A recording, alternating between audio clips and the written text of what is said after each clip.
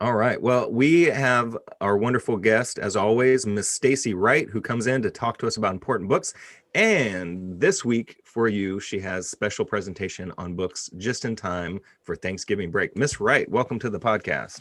Hello, Mustangs. So this week, I wanted to talk to you about cozy books. You have a few days off, and so you want to settle in. You want to just relax. And what better way to relax than with great food and soup? So, um, Ooh. we talked about cookbooks on another episode, but we didn't talk about this one. And especially if you have leftover turkey, there is a turkey soup recipe in this, and it is soup for Syria, which a bunch of celebrity chefs got together and gave recipes for soup. And all of the proceeds from this book go to help Syrian refugees. And so if you are kind of into the cooking channel, you probably recognize a lot of the chefs' names. But soup is something that's really easy to make. Um, and if you like all of the ingredients, you'll love whatever soup you concoct. So I would suggest if you want to try to cook, this would be a great book available for curbside pickup. The next book is really cool. It is a book of short stories, 13 tales of food and love. It's called Hungry Hearts. And they're all stories by young adult authors, and it's fiction. And it takes place in one neighborhood, and all of the people are impacted by food. Some people show their feelings through food. Some people are in search for the magic food that will cure whatever problem they have. In fact, there is a magic dumpling in this book. So that Oh, is, man, I'm I sold. know, who doesn't love a dumpling and a magic dumpling? So, Hungry Hearts, book of short stories by your favorite Alderwood Middle School authors. And finally, this one is hot, hot, hot. It is called From the Desk of Zoe Washington, and the author is Janae Marks. This one is going to be huge, you all. And it is about a girl and named Zoe Washington.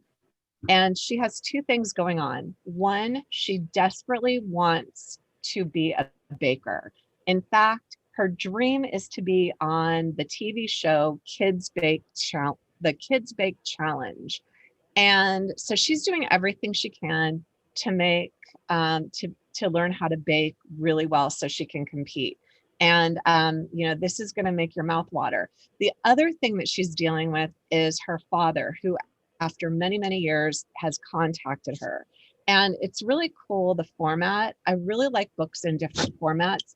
It has a lot of letters in it between her father and her. And she is trying not to let her mother and stepfather know that her father has been contacting her. So it is not just a book about baking. It certainly is that, but it is Zoe really having to juggle a lot. And, it's a really, really great book. And like I said, it's getting wonderful reviews. So From the Desk of Zoe. That's awesome. I love that you are like up to date on what's coming out and what's going to be like a big hit. You know what I mean? Well, So, in my mind anyway, but oh yeah. who knows? Who Hey, knows? No, you always have the best recommendations. I always want to read all the books that you're talking about. Aw, Speaking of, me and Miss Wright had our first readers club this past week. And to all of you readers out there, join us. Not today, but the week after Thanksgiving on Thursday at 2:30. We're down to party and talk about books. yep. And wherever you want that club to go, we could all read a book together, or we could just talk about the books we're reading. Yeah, we had a small but mighty group last Yeah. week. And I know a couple of you guys had planned to come and maybe missed out, but we'll see you soon. Readers Yep. Club. I'm so glad you guys have a book club going on. Sometime at a future book review meeting, I want to talk about books and sleep because I've heard a big correlation between, students are on their electronics more now than ever before, and it's causing a lot of sleep problems for students, and how reading before you go to bed helps that. I would love to talk about that sometime because what a great, way for a book club to, I mean, they want to talk about books and talk about something that you're excited in reading. But I've talked to people who like need to go on medication because they can't sleep at night and they don't try reading a book. And I'm ordering a book light from Amazon right now, by the way, that has different, they have book lights for $10 that changes the color so it can like dim it down. It's not super bright.